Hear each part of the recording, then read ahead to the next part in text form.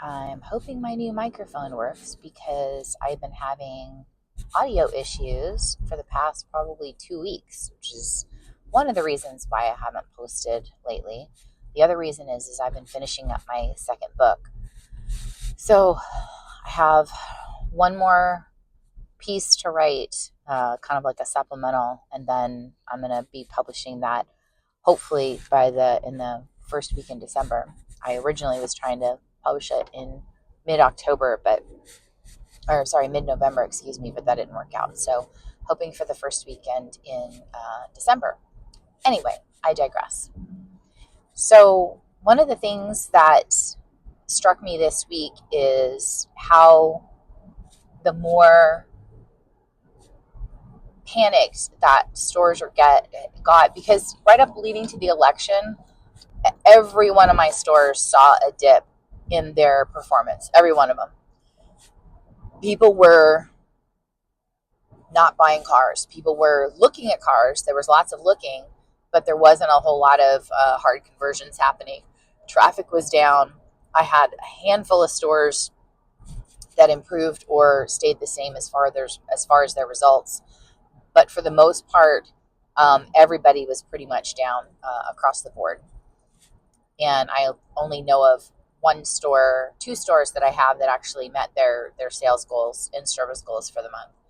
So when that happens, the gut reaction, the knee-jerk reaction, I guess is the best way to put it, is we need to blame marketing. Marketing didn't do their job. Well, let me go back to what I said before. The traffic was up, the views were up, so that means marketing was doing its job.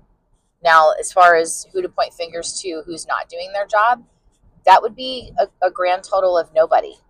So when we have such a tumultuous election like we did, or if we have a hint that the Fed's going to lower the rate, or any of those big, huge monster changes that people think correctly or incorrectly will affect them and the price of cars and the price of borrowing money to buy a car, things like that, everything kind of comes to a standstill. If you've been in this business any length of time, over 3 years, you know that's what happens. That's pretty much the SOP when things have been going like they've been going lately. So regardless of who you rooted for in the election, now I'm starting to see in November that traffic's picking up again. Now I still have some grumpy customers. It is what it is. There's not much I can do for that. Somebody who just comes to the table grumpy. And I'm not faulting them for, maybe having a bad day or, something like that. That's to be expected. We're all human, right?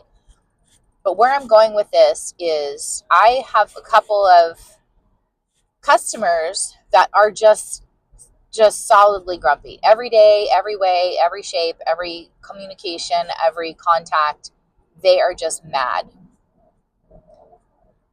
Now, I prefaced it with everything I said before because I understand it's a stressful time right now. And so there's going to be emotions are going to run high. That's to be expected. But for the customers who are just grumpy for the sake of being grumpy or just angry at nobody in particular, when you come to the table with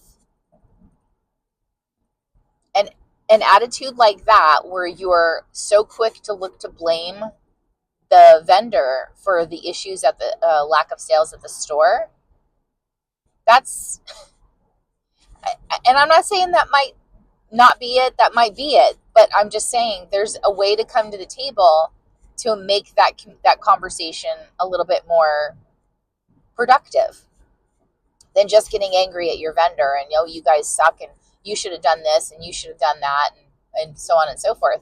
So I don't have a whole lot of, in my own book of business, I don't have a whole lot of turnover because I try to listen more than I talk, which is, to be said for any halfway decent customer service rep or account executive. Anybody who's a customer facing role, you should always listen more than you talk. That's just pretty much the standard operating procedure. And then should be active listening too, right? So can you tell me what exactly, the issue is? and then repeating, okay, just so I have that right, it's X, Y, and Z. Let me see if I have a solution for X and Y, and I'm going to bring someone in to help me with Z. So something along those lines, that should be the communication style. But if as soon as you see that there's on the vendor side, as soon as you see an issue, if you're not being fully transparent with the customer, that could lead to a consistent grumpiness. Now, from the customer side of the transaction, I get it. Everyone has bad days. I have bad days too, but I try not to take it out on people that I don't have. I try not to take it anybody but a punching bag in my Taekwondo class 3 times a week. That's where I take out my frustrations. That's where I get that out of my system. So even if you're having a bad day, there's no reason to grouch and grump and yell and scream or whatever you're going to do, or just immediately point fingers at your vendor for the issues you're having with sales. The point where I'm getting with all this buildup is everybody is in the same boat right now. So changing marketing vendors now, unless it's glaringly wrong. And how do I know if it's glaringly wrong, Candace? Well, then you need a digital marketing consultant, or you need someone who excels at digital marketing assessment that can tell you that. There's tons of great resources for that. I have a ton of friends who do that for a living. I do that for a living. So if you need that insight, hey, help me look at my analytics, help me look at my ads and see if it's me or if it's them, I'm happy to help you do that. But what I'm saying is investigate first, research first, talk with someone else first before you go in and jump down the throat of your vendor. Because here's what happens when you do that. You're mad, you're not selling enough cars. The vendor comes to the meeting and says, well, you have more impressions and more clicks. How is that? Are you feeling that in the store? Nope, I'm not selling anything and it's your guys' fault. What's going to motivate me as the vendor to actually help you change that narrative? What's going to motivate me to do more? What's going to motivate me to push beyond what my minimum job requirement is for you when you just treated me like shit for something that isn't directly my fault? And even regardless if it is, we can't get to the bottom. There's no motivation for me to get to the bottom of the issue if you're just going to be shitty to me. I'm just going to say, you know what? Then cancel. Go somewhere else if you're going to be like that. And that kind of creates more issues than you want to handle. So the better way to do that, I'm not saying anybody would say that. I'm just it's too early for that word. Supposing that would be a one scenario. So instead coming to the table and going, hey, here's my issue. Can you help me dig in a little bit and figure out where the gaps are? Absolutely. I would love to help you figure that out. And the vendor too, that helpful attitude, that helpful, friendly attitude should come from the vendor side too, from your account executive. So, hey, I see, let me confirm this, Mr. Dealership.